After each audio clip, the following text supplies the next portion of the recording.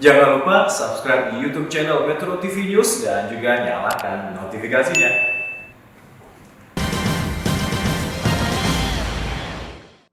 Pak Listio, balkon Pak Listio. Oke. Pak, di atas Pak. Pak, lihat ke atas Pak. Pak, di atas Pak. Pak, balkon Pak. Saat ini Kapolri Jenderal Polisi Listio Sigit Prabowo beserta dengan jajarannya telah masuk ke dalam ruang rapat kerja Komisi 3 DPR dan sesaat lagi rapat kerja dengan fokus agenda pembahasan mengenai perkembangan dari kasus pembunuhan berencana terhadap Brigadir Yosua Huta Barat akan segera dilakukan. Sejatinya jika rapat bersama dengan mitra yang dilakukan oleh DPR ini akan dibuka ataupun akan dilakukan dengan dua metode, yaitu terbuka ataupun tertutup. Namun apakah rapat ini akan terbuka? Kita akan menantikan bagaimana keputusan yang akan diambil oleh pimpinan dari rapat komisi. Dan memang tadi Komisi 3 DPR mengatakan bahwa baru pada hari inilah pihaknya bisa mengagendakan rapat kerja bersama dengan Kapolri untuk membahas isu yang tengah ramai jadi perbincangan di publik, yaitu terkait dengan pembunuhan berencana dari Brigadir Yosua Huta Barat. Karena sebelumnya ketika kasus ini mulai menguak ke permukaan, mulai terlihat oleh publik, saat itu DPR tengah melakukan masa reses. Dan ketika masa reses sudah dibuka pada pekan lalu, maka saat inilah hari pertama yang dapat dilakukan oleh Komisi 3 DPR untuk menggali keterangan lebih lanjut terkait perkembangan kasus ini langsung kepada pimpinan institusi Polri, yaitu Kapolri Jenderal Polisi Listio Sigit Prabowo. Dan selain akan membahas terkait dengan kasus dari perkembangan pembunuhan berencana tersebut, masih ada sejumlah topik yang akan juga digali, diantaranya terkait mengapa sampai dengan saat ini istri dari Irjen Pol Verdi Sambo, yaitu Putri Chandrawati, belum juga ditahan.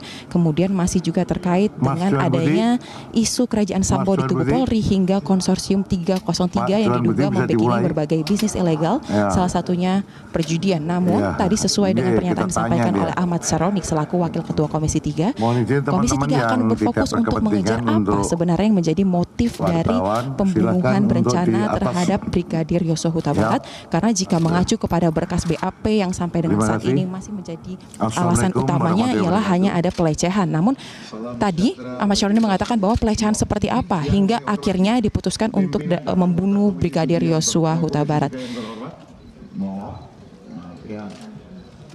Resa. Yang juga kami hormati. Baik, Soza dan pemirsa, kita akan langsung mendengarkan jalannya rapat antara Komisi 3 DPR dengan Kapolri Jenderal Listio Sigit Prabowo beserta jajarannya. Berikut ini. Pertama-tama marilah kita panjatkan puji syukur kehadiratnya, karena hanya atas perkenannya lah kita dapat melaksanakan dan menghadiri rapat dengar pendapat dengan pada pagi hari ini dalam keadaan sehat walafiat. Sesuai dengan laporan sekretariat, rapat dengar pendapat hari ini dihadiri 35 anggota dari 53 dan 8 fraksi dari 9 fraksi. Oleh karena itu, quorum telah terpenuhi dan telah sesuai dengan ketentuan pasal 281 ayat 1 Peraturan DPR RI tentang Tatip, maka perkenan kami membuka rapat kerja ini dan rapat kita nyatakan terbuka. Ya, Pak.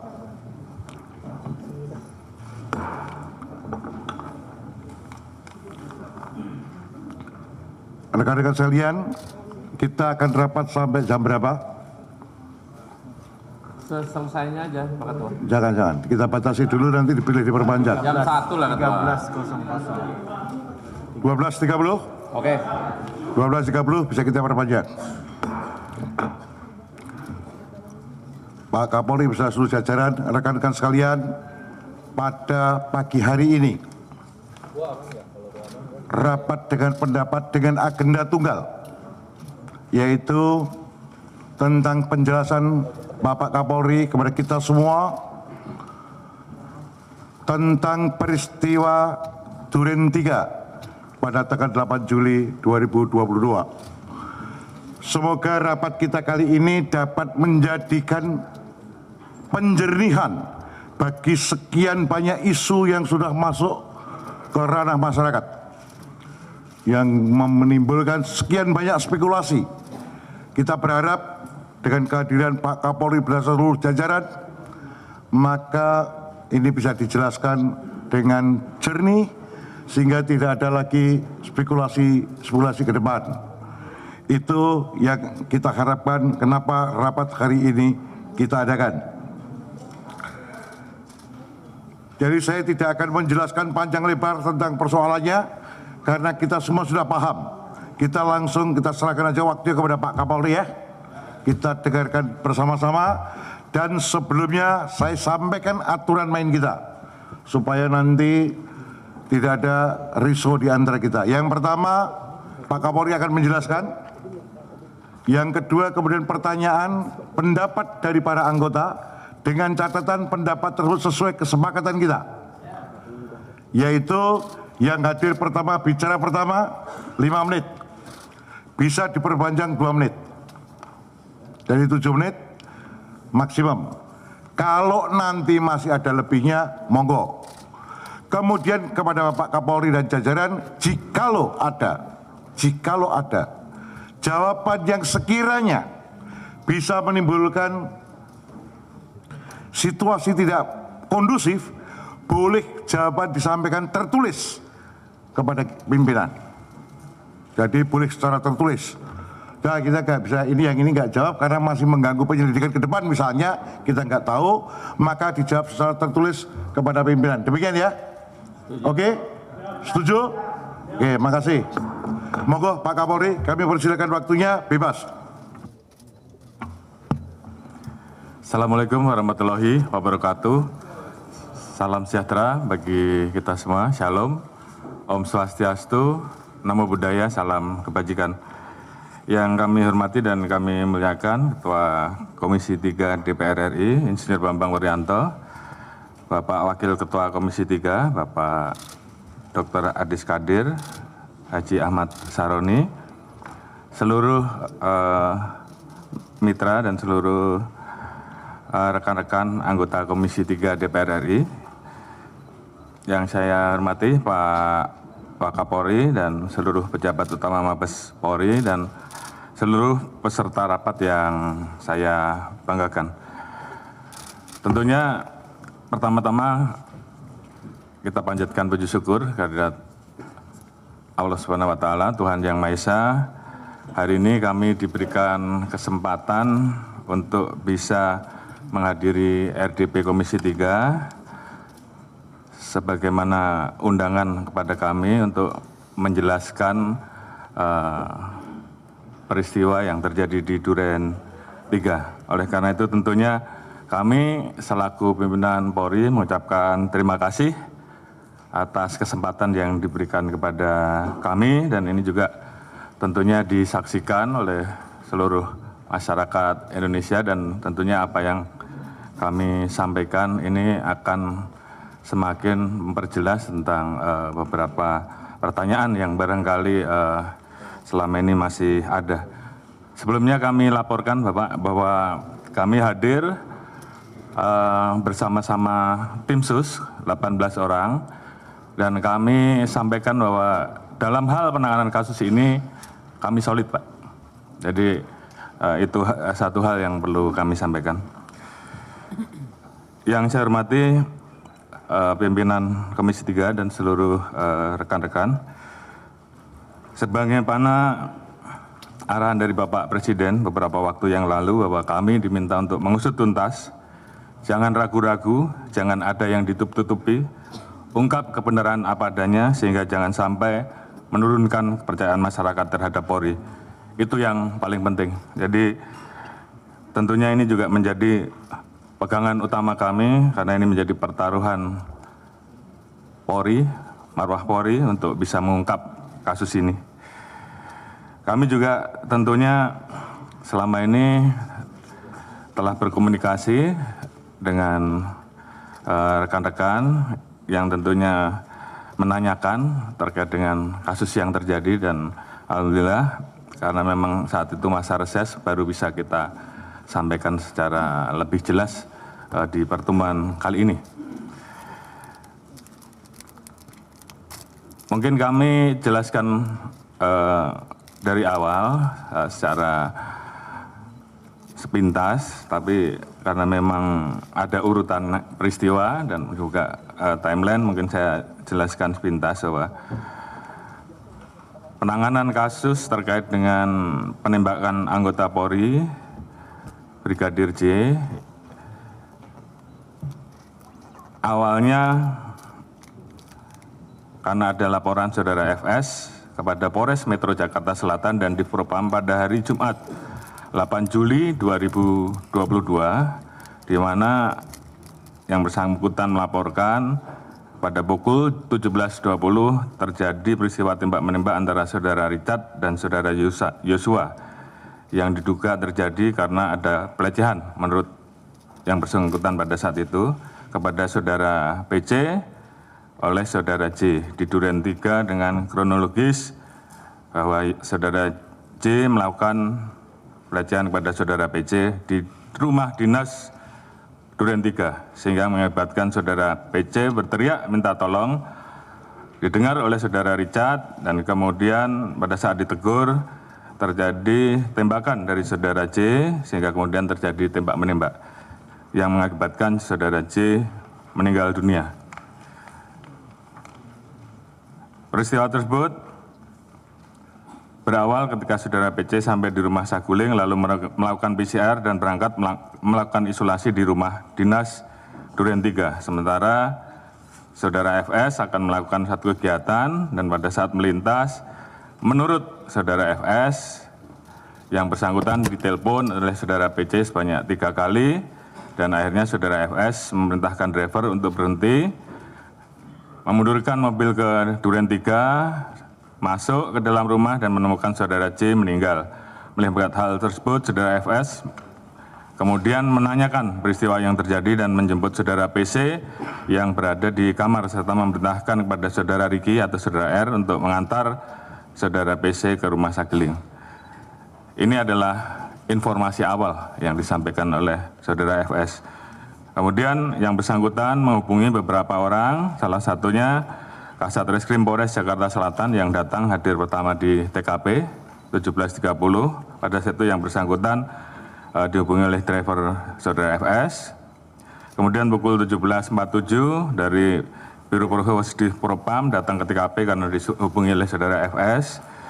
Kemudian setelah selesai dilakukan pendataan dan pengamanan barang bukti, sekitar pukul 19 saksi-saksi yang ada di TKP saat itu, Kuat, Riki, Richard dibawa ke kantor Biro Paminal Divpropam untuk dilakukan interogasi sehubungan dengan penyelidikan atas dugaan pelanggaran atau penyimpangan dalam pelaksanaan tugas Polri. Pelaksanaan olah TKP selesai sekitar pukul 19.40. Jenazah almarhum diantar ke Rumah Sakit Bayangkara tingkat 1 Said Sukanto dengan menggunakan mobil ambulan dengan pengawalan mobil dinas Provos Divpropam Polri dan kendaraan operasional Satreskrim Polres Jakarta Selatan. Kemudian atas dasar kejadian tersebut dibuatlah 2 laporan polisi yang dilaporkan di Polres Jakarta Selatan, yaitu LP nomor 368 2022 PKT Polres Jaksel tanggal 8 Juli oleh anggota Polres Metro Jakarta Selatan, ini model A, terkait dengan dugaan percobaan pembunuhan terhadap saudara RE. Kemudian LP yang kedua, LPB 1630 di Polres Metro Jakarta Selatan pada tanggal 8 Juli yang dilaporkan oleh saudara PC terkait dengan dugaan perbuatan pelecehan dan ancaman kekerasan di Duren 3. Selanjutnya sekitar pukul 20.20 jenazah sampai di Rumah Sakit Bayangkara. Sesuai prosedur, otopsi jenazah memerlukan syarat, yaitu surat administrasi permintaan visum et repertum dari penyidik. Jenazah sempat transit di ruang jenazah sambil menunggu syarat administrasi tersebut dan operasi atau kegiatan pemeriksaan luar dimulai dari pukul 22.30 dan dilanjutkan dengan pemeriksaan dalam dan berakhir pada hari Sabtu tanggal 9 Juli sekitar pukul 02. Sesuai dengan prosedur, untuk kegiatan autopsi hanya boleh didampingi oleh penyidik dan atau asisten dokter forensik, sehingga saat itu Saudara Reza selaku adik dari almarhum Brigadir J menunggu pelaksanaan sampai dengan autopsi selesai di luar. Kemudian pada saat jenazah dimasukkan dalam peti, Saudara Reza baru melihat jenazah dari Brigadir J. Kemudian pada tanggal 9 Juli pagi rencana jenazah akan dibawa ke Jambi. Yang saya hormati seluruh anggota Dewan yang saya muliakan. Kemudian pada hari Sabtu tanggal 9 Juli sekitar pukul 11, penyidik Polres Metro Jakarta Selatan mendatangi kantor Biro Paminal di Propam untuk melakukan pembuatan berita acara pemeriksaan saksi-saksi Saudara Richard, Ricky, dan Kuat. Namun, penyidik mendapatkan intervensi dari personil Biro Paminal di Propam Polri. Penyidik hanya diizinkan untuk mengubah format berita acara interogasi yang dilakukan oleh Biro Paminal di Propam menjadi berita acara pemeriksaan. Kemudian sekitar pukul 13, penyidik bersama saksi diarahkan oleh personel di Propam untuk melakukan rekonstruksi kejadian di TKP. Setelah selesai pelaksanaan rekonstruksi, para saksi menuju rumah Saudara FS di Saguling. Personel Biro Paminal di Propam Polri di saat yang bersamaan kemudian menyisir TKP dan memerintahkan untuk mengganti harddisk CCTV yang berada di pos security Duren 3. Harddisk CCTV ini kemudian diamankan oleh personil di Propam Polri. Hari Senin 11 Juli 2022 terdapat informasi bahwa terjadi permasalahan pada saat pengantaran jenazah kepada keluarga almarhum Joshua yang kemudian ini menjadi viral. Permasalahan tersebut berawal pada hari Sabtu pada saat jenazah Brigadir Joshua tiba di rumah keluarga almarhum. Keluarga sempat tidak diizinkan untuk melihat kondisi jenazah. Keluarga tidak mau menerima jenazah dan menandatangani berita acara serah terima bila tidak melihat kondisi jenazah. Akhirnya keluarga diperbolehkan untuk melihat separuh badan ke atas. Keluarga melihat adanya luka-luka dan jahitan di wajah almarhum. Melihat kondisi tersebut, keluarga kemudian menjadi histeris. Keluarga diberikan penjelasan oleh personil di Propam bahwa almarhum meninggal setelah terlibat tembak-menembak antara Brigadir J dengan Brigadir R dan beberapa RE, dan telah ada beberapa hal yang kemudian itu disampaikan secara lebih tertutup.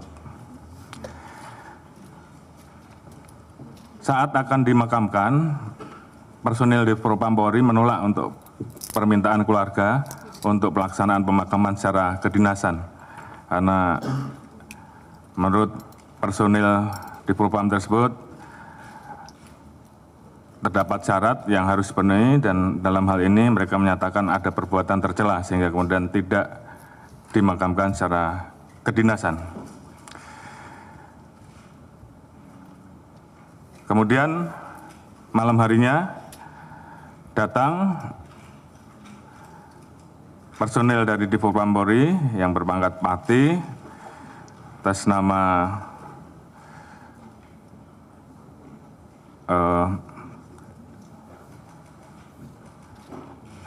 Brigjen Pol Hendra atau Karopaminal yang menjelaskan dan meminta pada saat itu untuk tidak direkam dengan alasan terkait dengan masalah aib. Keluarga mendapatkan penjelasan lebih detail sehingga jumlah tembakan dan posisi tembak menembak serta luka-luka yang ada di tubuh jenazah. Terkait dengan penjelasan tersebut, keluarga tidak percaya dengan penjelasan yang telah diberikan oleh personil di Propam Polri tersebut. Beberapa hal kemudian ditanyakan, antara lain masalah CCTV yang ada di tempat kejadian, kemudian hal-hal yang dirasa janggal, kemudian terkait dengan barang-barang korban termasuk HP, dan kejanggalan-kejanggalan ini kemudian viral di media dan mendapatkan perhatian publik. 11 Juli Karopenmas melakukan konferensi pers terkait dengan peristiwa meninggalnya almarhum Joshua. Saat itu Karopenmas terkesan kurang menguasai materi karena mendapatkan bahan informasi yang tidak utuh dan telah direkayasa oleh personel di Propam Polri. Hal ini mengakibatkan publik semakin bertanya-tanya dan muncul banyak pemberitaan mengenai kejanggalan terhadap almarhum Joshua. Tanggal 12 Juli, Kapolres Metro Jakarta Selatan melakukan konferensi pers terkait dengan penanganan perkara yang lebih lengkap karena Polres Metro Jakarta Selatan melakukan olah TKP dan melakukan pemeriksaan terhadap 4 orang saksi di TKP. Namun, olah TKP dan pemeriksaan yang dilakukan oleh Polres Metro Jakarta Selatan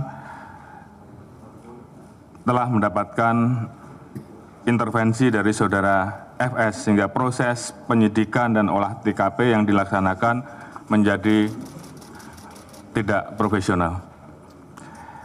Narasi yang disampaikan oleh Kapolres secara umum menjelaskan bahwa penanganan peristiwa di Duren 3 telah sesuai dengan prosedur dan kronologis. Diawali dengan terjadinya pelecehan terhadap saudara P, sehingga kemudian terjadi hal-hal yang seperti tadi saya sampaikan, di mana kemudian Kapolres juga menjelaskan hasil otopsi sementara saat itu disampaikan ada perkenaan 7 luka tembak masuk dan 6 luka tembak keluar. Tentunya hal ini juga menjadi pertanyaan karena apa yang disampaikan oleh Kapolres tersebut tentunya terlalu cepat mengambil kesimpulan dan kemudian didapati bahwa Kapolres datang terlambat pada saat ke TKP. Dengan adanya hal-hal tersebut dan kejanggalan-kejanggalan yang ada, maka pada saat itu kami membentuk tim sus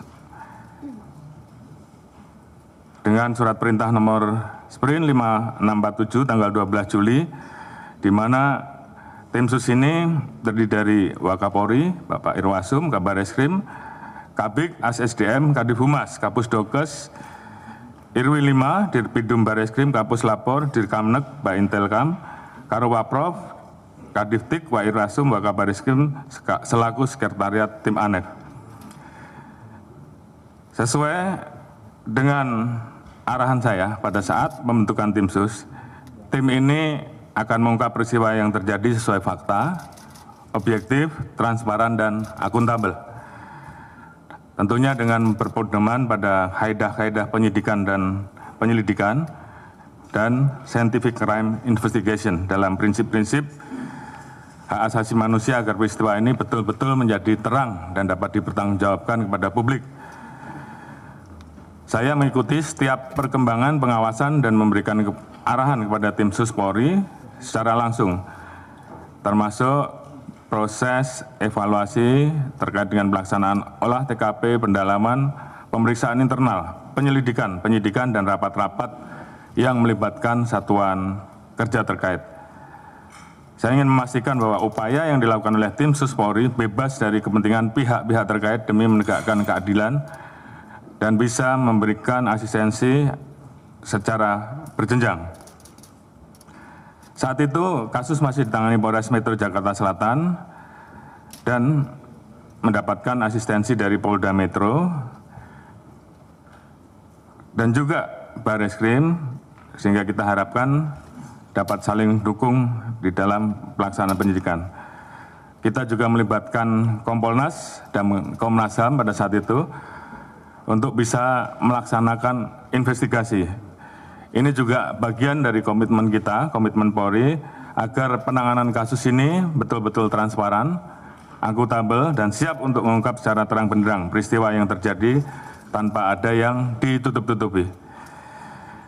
Kemudian, berdasarkan kesepakatan, Komnas HAM memutuskan untuk melakukan penyelidikan secara independen untuk mempertahankan asas imparsial.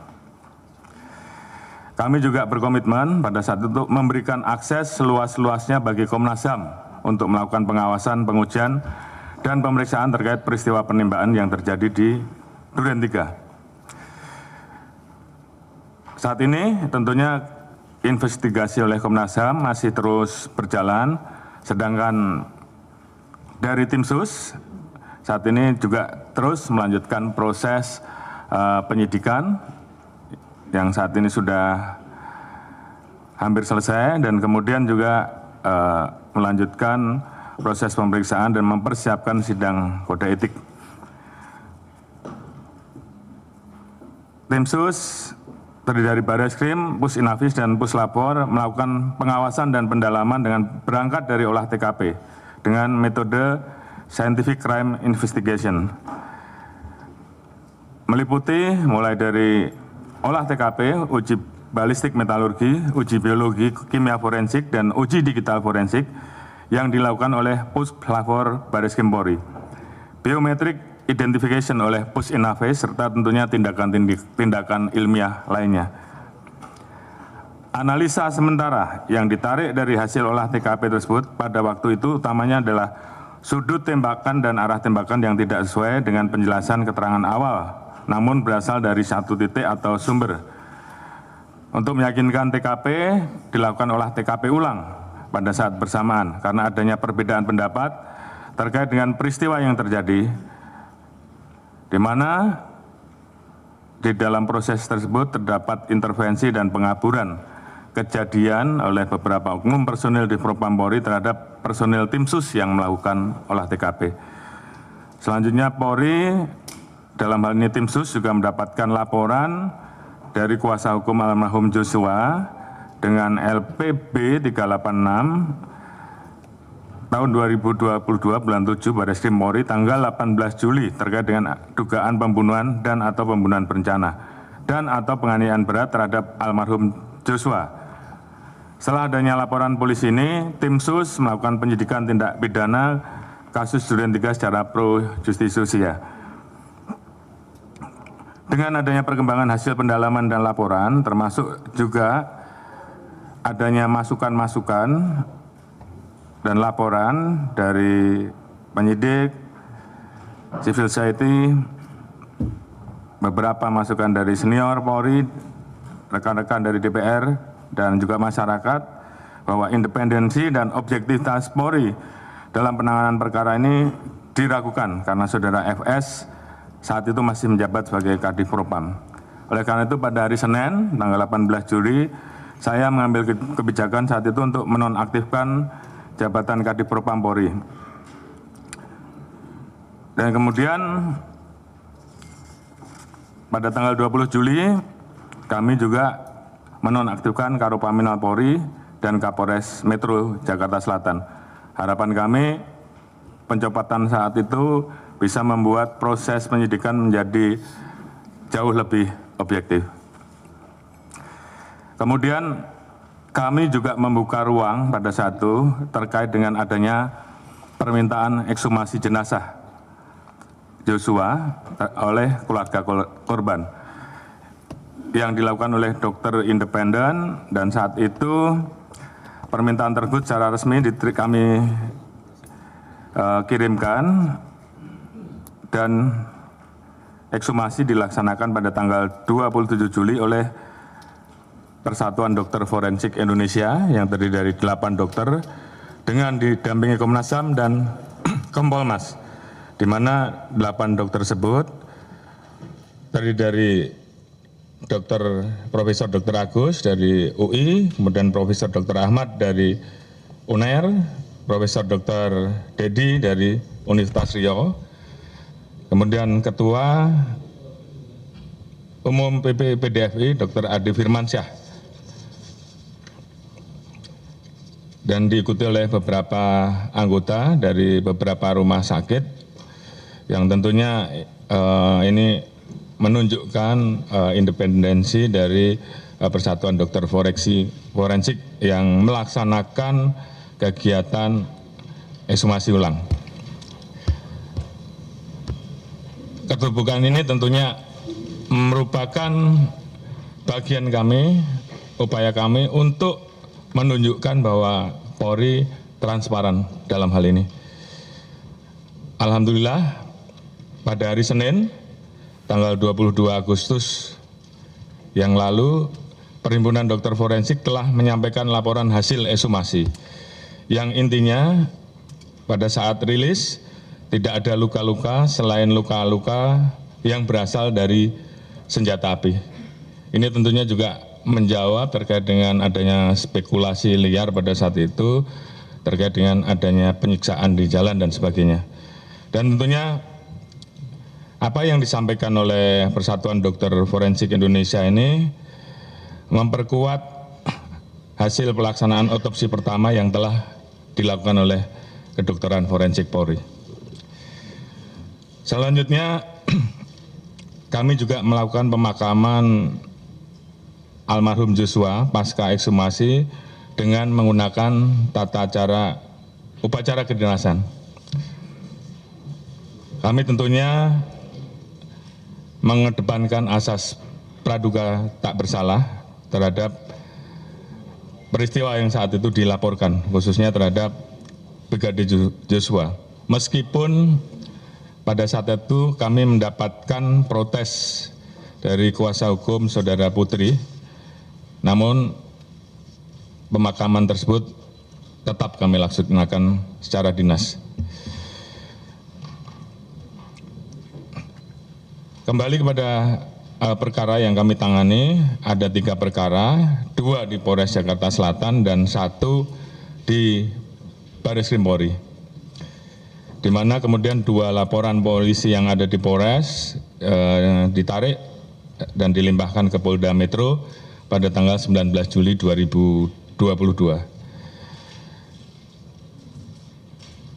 Pada tanggal 22 Juli, PMJ melakukan prarekonstruksi di Aula BPMJ dengan didasari CCTV di rumah pribadi Saguling yang ditemukan oleh mereka dan sekitar TKP Duren 3 dengan berita acara pemeriksaan yang telah dilakukan oleh Metro Jaya berdasarkan hasil analisa penyidik Polda Metro Jaya.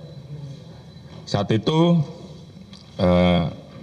penjelasannya saudara FS tidak di TKP.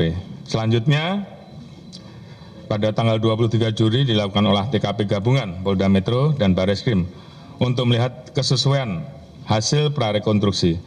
Hasil olah TKP ini menunjukkan inkonsistensi keterangan-keterangan dari prarekonstruksi yang dikumpulkan oleh penyidik Polda Metro Jaya seperti arah tembakan yang menyebar dan sudut tembakan yang tidak sesuai dengan posisi para pihak yang terlibat.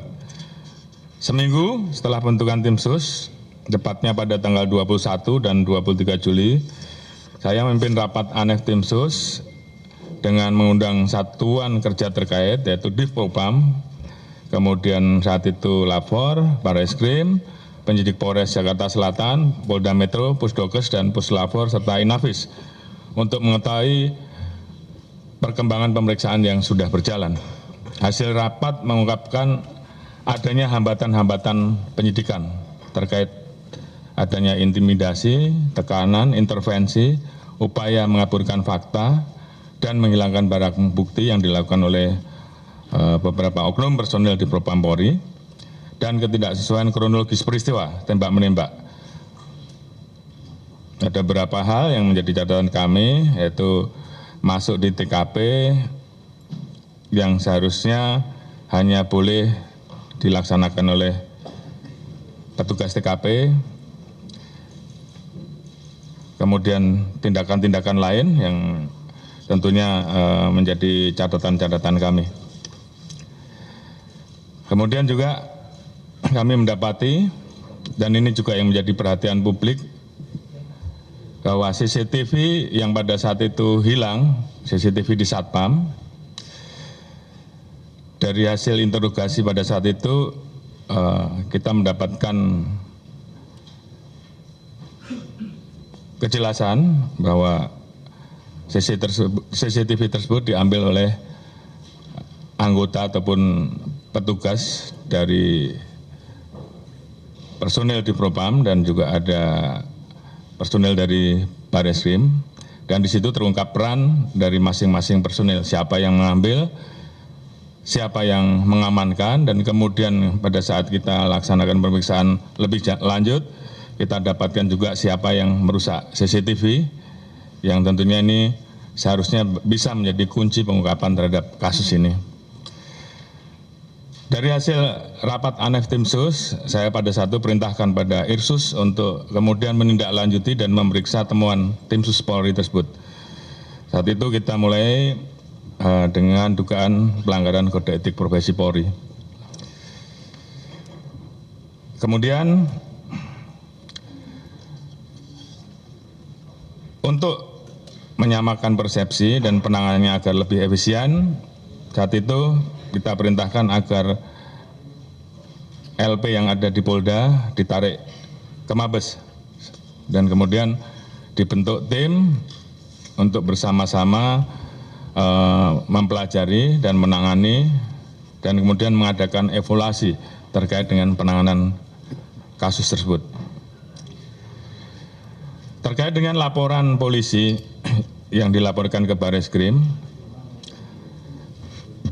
dilaksanakan gelar perkara atas keterangan saksi dan alat bukti yang ada, dan saat itu kemudian Saudara Richard ditetapkan sebagai tersangka pada tanggal 3 Agustus dengan pasal awal 338, junto pasal 55 dan 56, namun kemudian kita terapkan pasal 340, subsidiar pasal 338, junto pasal 55 dan 56. Kemudian tanggal 4 Agustus, Irsus melaporkan hasil pemeriksaan internal terhadap temuan Tim Sus Polri terkait didapatnya perbuatan personil-personil yang menghambat proses penyidikan dan telah ditetapkan 25 orang terduga pelanggar yang tidak profesional dalam penanganan olah TKP. Pada saat penanganan awal, pada saat proses penyidikan, termasuk upaya-upaya untuk menghilangkan barang bukti, merekayasa kasus, dan menghalangi proses penegakan hukum atau yang biasa dikenal dengan obstruction of justice. Irsus merekomendasikan untuk dilakukan pemeriksaan kode etik dan mutasi jabatan bersifat demosi terhadap para pelanggar. Tanggal 4 Agustus, 10 orang kita mutasi ke Polri, mutasi yang bersifat demosi, di mana diantaranya adalah Kadif Propam, Karopaminal, Karoprovos, Sesropaminal, Kaden A, Wakaden B, serta kita ganti dengan pejabat baru. Alhamdulillah, setelah terjadinya pergantian mutasi, diisi dengan para pejabat baru, maka hambatan-hambatan yang selama ini dirasakan oleh penyidik mulai berkurang. Penyidikan semakin berjalan lancar dan membuahkan hasil serta titik terang. Tanggal 5 Agustus, Richard ditetapkan tersangka atas laporan dari pengacara almarhum Joshua. Yang bersangkutan saat itu menyampaikan perubahan terkait dengan pengakuan sebelumnya. Saat itu, Saudara Richard menyampaikan bahwa melihat almarhum Joshua terkapar, bersimbah darah, Saudara FS berdiri di depan dan memegang senjata lalu diserahkan pada Saudara Richard. Saat itu, Tim Sus melapor kepada saya dan saya minta untuk menghadapkan Saudara Richard secara langsung. Kita tanyakan kenapa yang bersangkutan merubah. Ternyata pada saat itu Saudara Richard mendapatkan janji dari Saudara FS akan membantu melakukan atau memberikan SP3 terhadap kasus yang terjadi.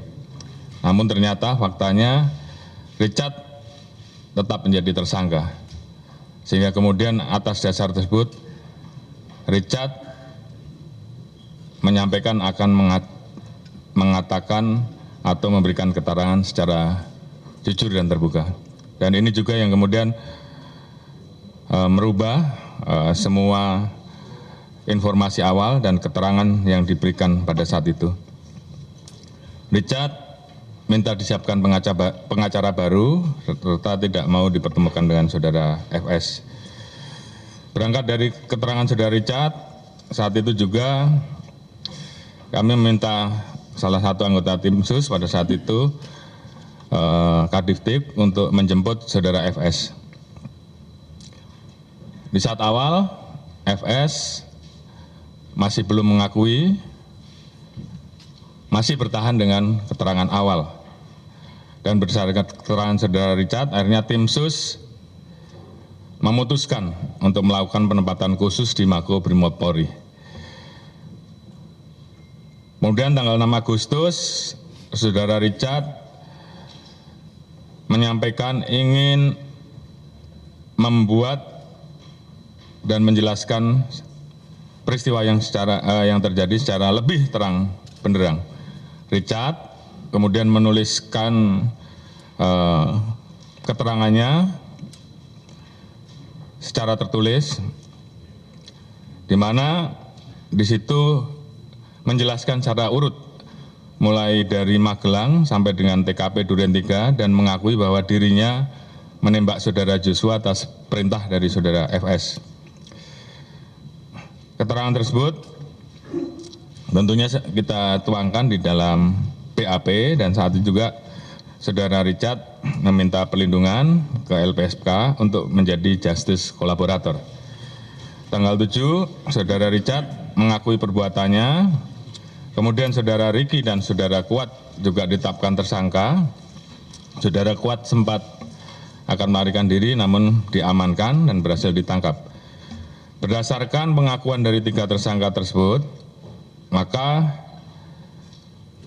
saudara FS akhirnya mengakui segala perbuatannya. 9 Agustus 2022 kami umumkan penetapan saudara FS sebagai tersangka penembakan terhadap almarhum C, di mana pada saat itu dilakukan oleh saudara Richard atas perintah saudara Ferdi Sambo. Kemudian saudara FS membuat skenario dan merekayasa seolah-olah terjadi peristiwa tembak-menembak antara Brigadir C dengan Brigadir Richard. Kemudian yang bersangkutan juga menembak ke dinding atau ke tembok berkali-kali seolah-olah terjadi peristiwa tembak-menembak. Tim sus kemudian melakukan pemeriksaan secara maraton, profesional, dan cermat sesuai dengan konstruksi peristiwa yang terjadi. Dari proses pemeriksaan kode etik profesi Polri dan juga gelar perkara pemeriksaan khusus, saat ini di Propam Polri telah merekomendasikan 6 terduga pelanggar, yaitu saudara FS, HK, ANP, AR, saudara BW, dan saudara CP. Mereka patut diduga telah melakukan tindak pidana obstruction of justice atau menghalang-halangi penyidikan, antara lain dengan sengaja menghilangkan CCTV dan kemudian merusak CCTV yang ada di Pos Satpam. Kemudian juga telah dibuat laporan polisi di Bareskrim dengan persangkaan pasal 49 junto pasal 33 dan pasal 48 junto pasal 32 terkait dengan undang-undang tentang ITE dan juga pasal 233 KUHP junto pasal 55 KUHP dan pasal 566 KUHP dan juga pasal 221 ayat 2. Saat ini proses pemeriksaan kode etik profesi oleh di Propam Polri masih terus berlangsung dan tentunya apabila dalam proses ini masih kita temukan adanya perbuatan-perbuatan lain yang diduga memenuhi unsur pidana, kami berkomitmen untuk melaksanakan proses penegakan hukum sesuai dengan aturan yang berlaku. Selanjutnya pemeriksaan internal terus kami kembangkan. Kami telah memeriksa 97 personel, 35 orang diduga melakukan pelanggaran kode etik profesi dengan rincian. berdasarkan pangkat. Jadi selain pidana ada juga pelanggaran terhadap kode etik.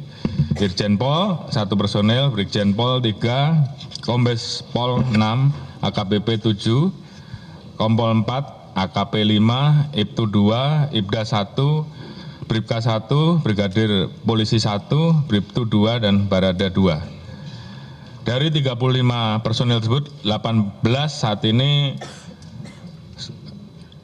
sudah kita tempatkan di penempatan khusus, sementara yang lain masih berproses pemeriksaannya.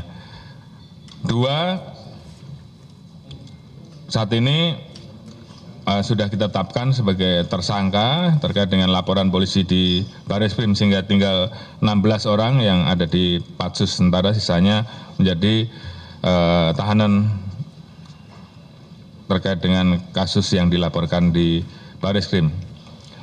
Kami tentunya berkomitmen untuk segera bisa menyelesaikan proses sidang kode etik profesi ini dalam waktu 30 hari ke depan. Ini juga untuk memberikan kepastian hukum terhadap para terduga pelanggar. Kami juga melaporkan gambaran umum hasil penyidikan yang telah ditentukan oleh tim SUS, namun kami tidak dapat menyampaikan secara spesifik terlalu dalam terkait dengan materi penyidikan. Secara umum, saat ini tim SUS sudah memeriksa 52 orang saksi, 4 orang ahli, di mana ada ahli dokter forensik, balistik, kimia bioforensik, dan ahli digital forensik. Selanjutnya, tim SUS juga telah melakukan penyitaan terhadap 122 barang bukti, berbagai macam, mulai dari senjata api, magasin, CCTV, dan sebagainya. Kemudian, berdasarkan laporan pemeriksaan yang telah dilakukan tim SUS, maka didapatkan fakta-fakta dengan memperhatikan persesuaian alat bukti bahwa kronologis awal yang disampaikan bahwa terjadi pelecehan dan tembak-menembak di rumah dinas Duren 3 adalah tidak benar. Terdapat upaya merekayasa TKP sehingga seolah terjadi tembak-menembak. Kemudian peristiwa penembakan yang terjadi di Duren 3 diduga dilakukan dengan perencanaan lebih dahulu oleh saudara FS di rumah Saguling yang diketahui oleh saudara PC dan saudara Richard. Demikian juga saudara PC diduga memberikan kesempatan terhadap peristiwa yang terjadi. Saudara Richard melakukan penembakan terhadap almarhum Joshua atas perintah saudara FS, di mana disaksikan oleh Ricky, Kuat, Ma'ruf, dengan juga perannya untuk ikut membantu. Pasca penembakan, FS melakukan penembakan senjata HS milik saudara Joshua ke arah tembok. Kemudian motif saudara FS melakukan perbuatan tersebut karena yang bersangkutan marah dan emosi setelah mendengar laporan dari Ibu PC terkait dengan peristiwa yang terjadi di Magelang yang dianggap mencederai harkat martabat keluarga. Untuk lebih jelasnya nanti akan diungkapkan di persidangan. Berdasarkan fakta, saat ini kami telah menetapkan 5 orang tersangka, yaitu saudara FS, saudara PC, saudara Richard, saudara Ricky, Kuat Ma'ruf, dengan persangkaan pasal 340, subsidiar pasal 338, junto pasal 55 dan pasal 56, ancaman hukuman maksimal hukuman mati seumur hidup atau penjara selama 20 tahun. Saat ini tersangka PC menyampaikan surat sakit sehingga belum dilakukan pemeriksaan sebagai tersangka. Rencana minggu ini akan dilaksanakan pemeriksaan. Kemudian terhadap 2 laporan polisi, yaitu LP 368A yang dilaporkan di Polres Metro Jakarta Selatan terkait dengan percobaan pembunuhan, dan LP 1630 7 tahun 2022 Polres Metro Jaksel terkait dengan perbuatan cabul dan ancaman kekerasan di Duren 3. Saat ini telah dihentikan penyidikannya karena berdasarkan hasil gelar perkara tanggal 12 Agustus 2022 tidak ditemukan peristiwa pidana. Alhamdulillah, tentunya berkat dukungan dari seluruh masyarakat Indonesia, Bapak Presiden Republik Indonesia, seluruh rekan-rekan mitra kerja yang ada di DPR RI, Kemenko Polhukam, Komnas HAM, Kompolnas, Lembaga Pengawas Eksternal, Kejaksaan, dan seluruh elemen bangsa pada hari Jumat tanggal 19 Agustus 2022 telah dilakukan tahap 1 penyerahan berkas perkara ke Kejaksaan. Saat ini kami terus berkoordinasi dengan pihak Kejaksaan dan mudah-mudahan harapan kami berkas ini segera bisa dinyatakan P21, dan tentunya kami sangat berterima kasih kepada Bapak Jaksa Agung yang telah mengirimkan tim, mempersiapkan tim sebanyak 30 personel dari Kejaksaan yang saat ini bekerja secara simultan bersama-sama, sehingga harapan kita kasus ini juga bisa segera diselesaikan dan dapat dinyatakan lengkap dan segera mungkin bisa juga kami ajukan ke persidangan. Tentunya dukungan ini semua termasuk juga seluruh masukan dari masyarakat bagi kami merupakan bentuk kecintaan masyarakat terhadap Polri. Untuk itu dalam kesempatan ini kami mengucapkan terima kasih dan apresiasi kepada seluruh pihak, masyarakat, DPR RI, Kejaksaan, dan seluruh elemen, termasuk tentunya dukungan penuh dari Bapak Presiden, sehingga kami bisa menuntaskan kasus ini dan mudah-mudahan sebentar lagi bisa kami lengkapi dan segera kami serahkan ke Kejaksaan. Tentunya kami harapkan penjelasan di hadapan komisi dapat membuat peristiwa yang terjadi menjadi lebih terang, dan ini merupakan bagian bentuk akuntabilitas Polri untuk mengungkapkan peristiwa yang terjadi menjadi semakin terang apa adanya dan tidak kami tutup-tutupi. Mungkin ini yang bisa kami sampaikan di dalam materi rapat kerja kali ini. Ini tentunya pil pahit bagi kami. Namun demikian, kami terus berkomitmen bahwa apa yang terjadi ini tentunya menjadi momentum bagi kami untuk memperbaiki, untuk terus melakukan perbaikan terhadap institusi Polri, sehingga institusi ini ke depan bisa menjadi semakin baik, bisa memberikan pelayanan yang lebih baik terhadap masyarakat, sehingga Polri yang saat ini memang terdampak terkait dengan peristiwa ini bisa segera kembali pulih, dan ini pertaruhan kami untuk menjaga marwah dan institusi Polri.